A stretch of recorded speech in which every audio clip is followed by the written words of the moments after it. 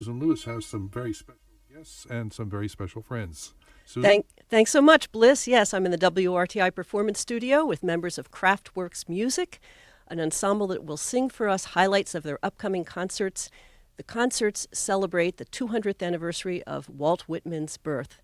Let's get right to music. The first piece is by Van der Stucken, Weave in My Hardy Life. It's from the 1901 Laurel Songbook collection of American choral music.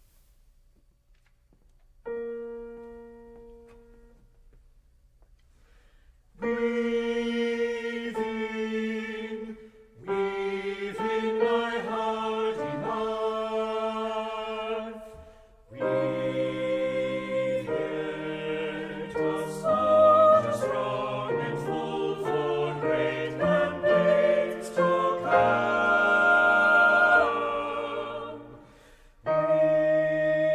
Weaving, weaving my hardy life, weaving red blood, we sinews like ropes, the senseless sight, weaving, weaving, weaving my hardy life, weave lasting shore, weave day and night no rest, the walk incessant weave, time Lord,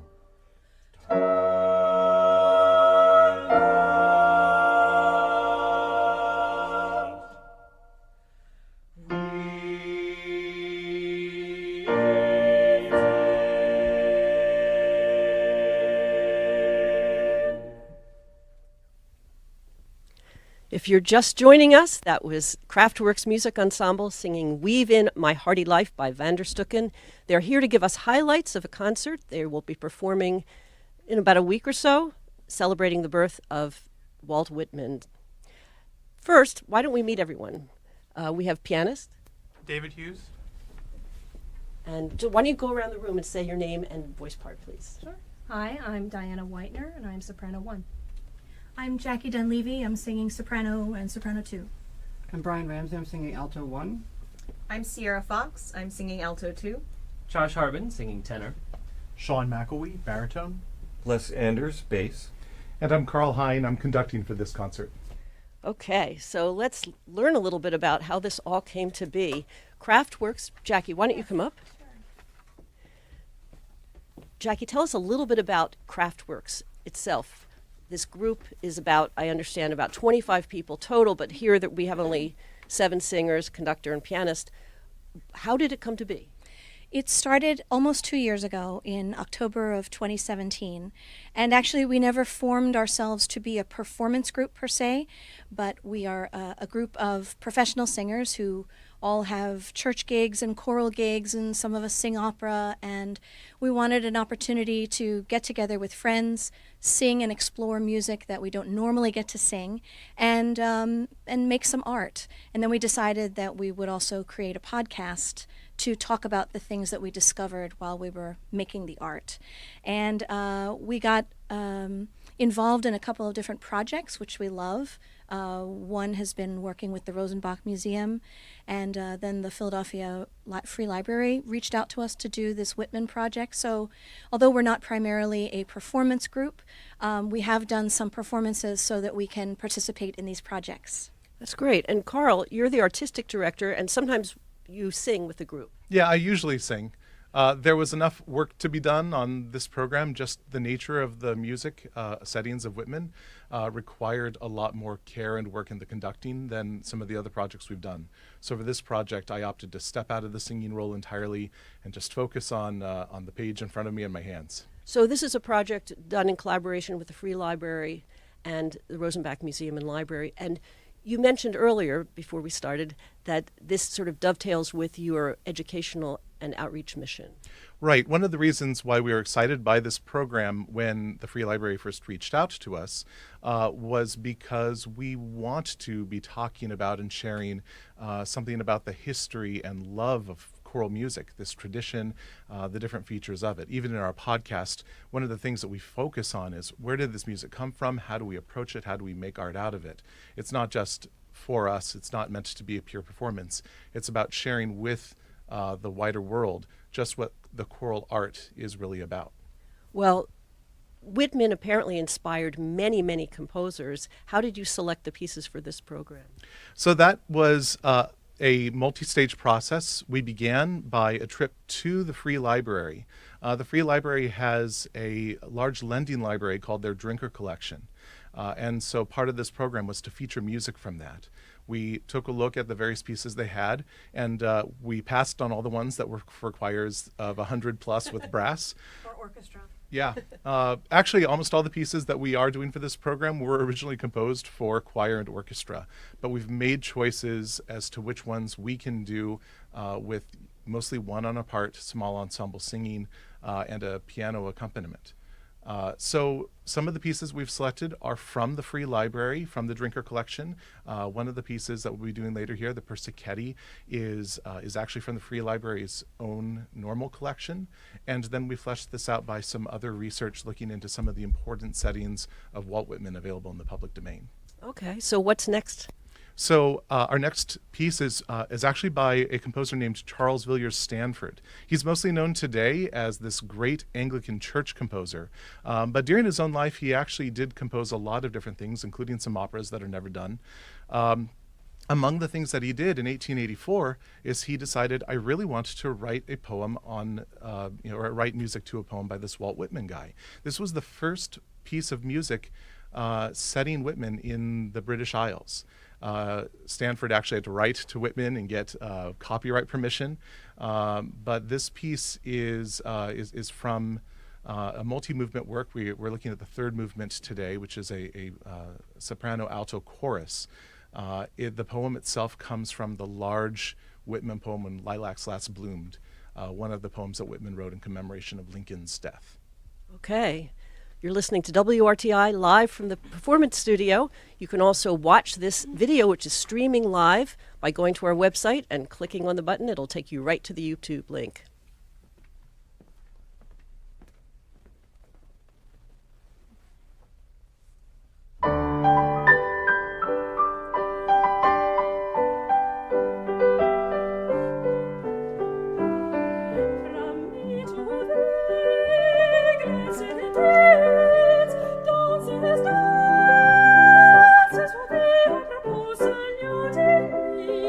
Saluting thee, O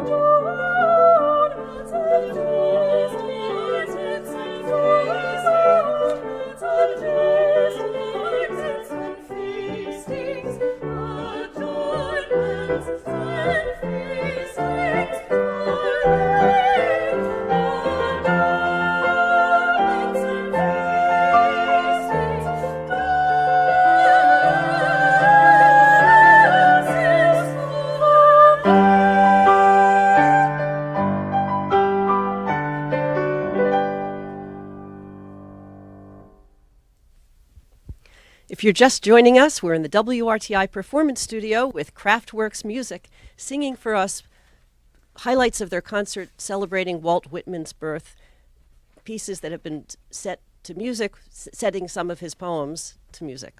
Now, Whitman lived from 1819 to 1892 of the 19th century. And what is there about Whitman's poetry that has inspired so many composers? What is it about the words and the phrasing that lends itself to song? Well, Whitman is famous in his developments in poetry for really just getting rid of the conventions of American and English poetry of the 19th century, which was largely about very classical forms of regular rhyme schemes, regular meters.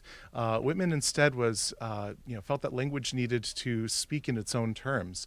So a lot of his poetry really reads more like prose, but it's always a stylized prose. He was influenced by the rhythmic feel of the Bible, and so a lot of his poetry has this freer verse than we would normally get. In addition, he really focuses then on language and evocative imagery. He wants us to be thinking about man's relationship to nature, to cosmos, to the soul. And so his poetry is constantly evoking these images. So I understand that he wrote Leaves of Grass. He started writing Leaves of Grass, this collection, when he was in his early 30s, and then kept adding to it. So it went from a collection of 12 poems to over 400. Right. Yeah. Over the course of his life, basically, he kept making new editions, and he kept saying, "No, this is going to be the last one. I'm done now." But he kept writing more poetry, and his approach was all of his poetry belongs together in this work that reads almost as a kind of poetic autobiography. In fact, the first conception of it was something like that. So all the poems that we're doing end up in the late versions of Leaves of Grass, as he writes more and more pieces and puts them in. So what is the next piece we'll hear? The next piece is a poem, A Clear Midnight, and this is a setting by the Philadelphia composer Vincent Persichetti. Persichetti himself was actually a patron of the Free Library. He did his education here in Philly at Curtis and the Philadelphia Conservatory, but was a frequent visitor of the Free Library. According to the librarians there, he was very pleasant. And so when we found this collection of settings of Whitman that he made in 1966 called Celebrations, we felt that it was really important to include at least some of Persichetti's music in this program. Great. You're listening to WRTI live from the WRTI Performance Studio, the music of Kraftwerk's Music.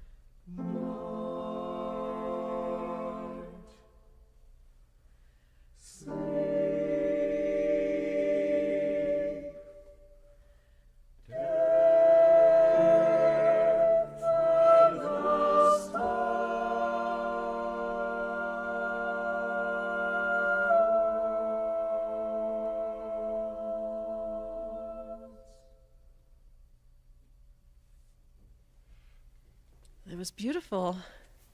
You're listening to WRTI. That was Kraftwerk's music singing Persicetti's setting of a Walt Whitman poem. Right, that was A Clear Midnight. That's great. Now, so Whitman was born on Long Island, spent a lot of time in New York City, and then moved to Camden in the later part of his life, which is why we claim him in the Philadelphia region, have a bridge. As you mentioned before, a lot of his poetry is almost autobiographical. And the next piece, I understand, was inspired by his experience in war, because he was living through the Civil War. His brother was in the war, and he himself volunteered as a nurse. Right. He had at one point learned he had learned that his brother had died, or at least someone with a similar name, and he was so concerned that he went down to the front line to find out, and found his brother alive and well at that point. But this experience, seeing the suffering of the Civil War, affected him so much that he decided to move to Washington, D.C., try to get work in the government to be useful, and also volunteered his time frequently to nurse victims of the Civil War. So this also led to a number of poems that focus on the carnage of war. And relatedly, when Lincoln was assassinated, Whitman was similarly moved by this and wrote a number of pieces that he himself, in later editions of The Leaves of Grass, ascribed as honor to the death of Lincoln. So the name of this piece is? This is a piece by Robert Ward, and the poem is Hushed Be the Camps Today. Okay. You're listening to WRTI, live from the WRTI Performance Studio.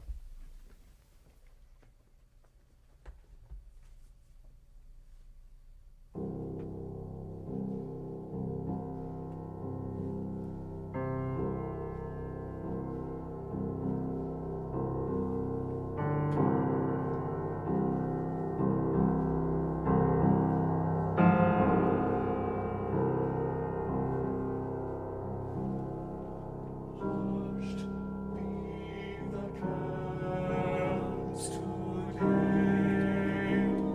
and soldiers, let us drape our war-worn weapons,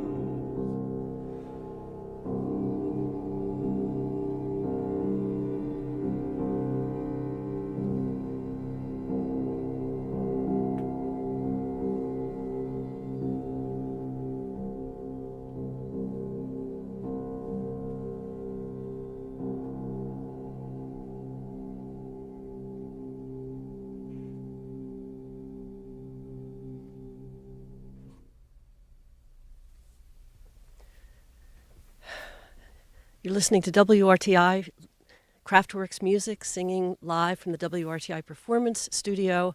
And I'm here with Carl Hein, who is the artistic director and conducting this program.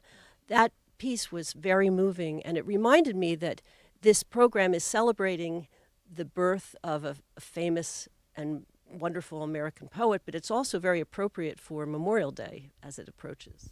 Yeah, that's true. A lot of composers who have set Whitman's texts have been very much drawn to these poems about death and about the triumph over death and about the horrors of war. Robert Ward himself actually had enlisted in 1942 after studying at Eastman and Juilliard. He enlisted in the Army, became a band director, but was positioned in the 7th Infantry in the Pacific. He wrote this piece while enlisted. This piece was from 1943. He eventually went on to earn a bronze medal and wrote a number of other pieces while he served time in the war. So it's very fitting as we look forward to Memorial Day here to be looking at these pieces. And it kind of reminds us how important it is to have art and music respond to the events around us. Yeah, I find that pieces like this help us get more in touch with these difficult emotions and human experiences. Both Whitman's poetry and the music that sets these poems work to try to get us all to think through and experience these other experiences of our fellow human beings. And reading Whitman's poetry is wonderful, but adding the music to it adds another dimension.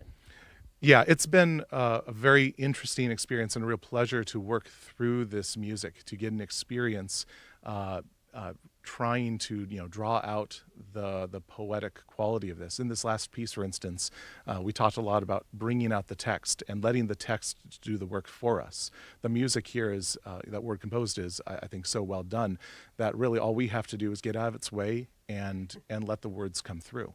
Wow. So your last piece is based on a very famous Whitman poem. Right. We'll be finishing up with the setting of "O Captain, My Captain." This is also from that 1901 Laurel songbook that featured a number of early American composers. This composer is Edgar Kelly. And I understand that you'll be using a different instrument from the piano. Yeah, that's right. Though this piece was written by Kelly to have a piano accompaniment, we decided that it wasn't that important, but there are a couple moments where he wrote this bell effect in the piano accompaniment to bridge some sections. So we decided, why don't we just get a bell? One of our members happens to have, I don't have an explanation for this, happens to have parts of 5 or 6 organs around his house, like pipe organs.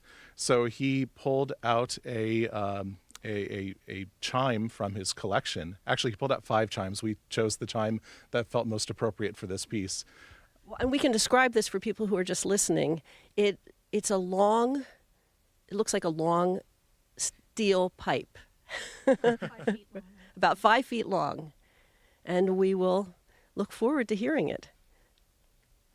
You're listening to WRTI Live.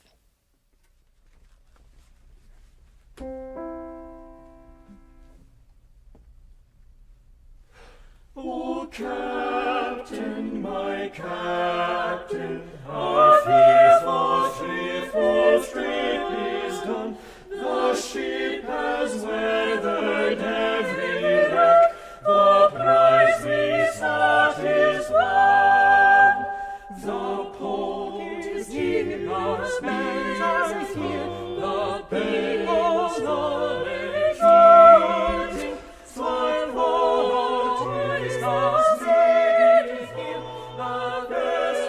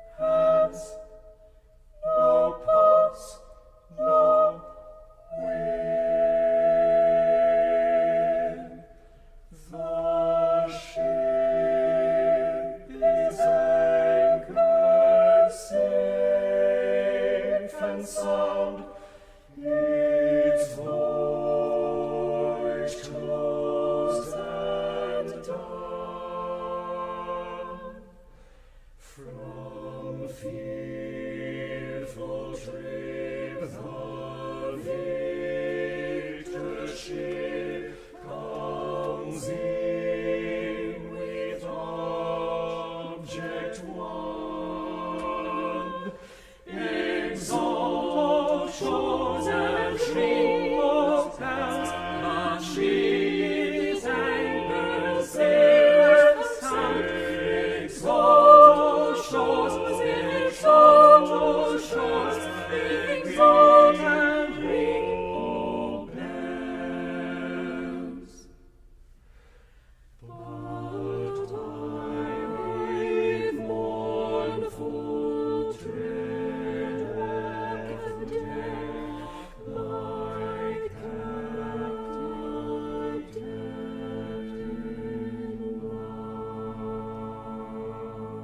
wise. Fallen, fallen,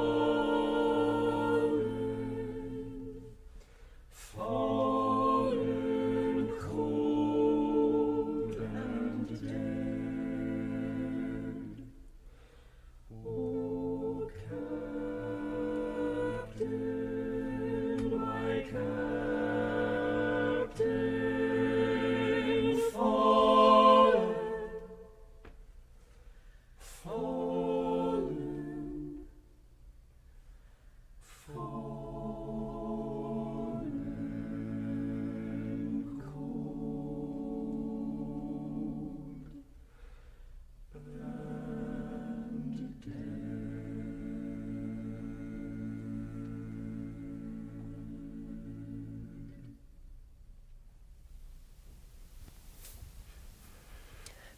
That was very beautiful. Wow, and you do hear the words a whole new way when they're set to music. You've been listening to WRTI's Performance Studio. Kraftwerks Music has been performing highlights of their upcoming concerts. Those concerts are Thursday, May 30th at 6 p.m. at the Rosenbach Museum and Library, and on Monday, June 10th at 7 p.m. at the main branch of the Free Library of Philadelphia. Thank you all for coming, for sharing your music with us, for getting us ready for Memorial Day weekend and for the celebration of Walt Whitman's birth, 200th anniversary of his birth. Thank you so much. This has been a real pleasure, and we hope that you'll be able to join us at the Rosenbach or at the Free Library, or to follow us, follow our podcast for Kraftwerks Music, or come to our Facebook page. Great. Thank you so much.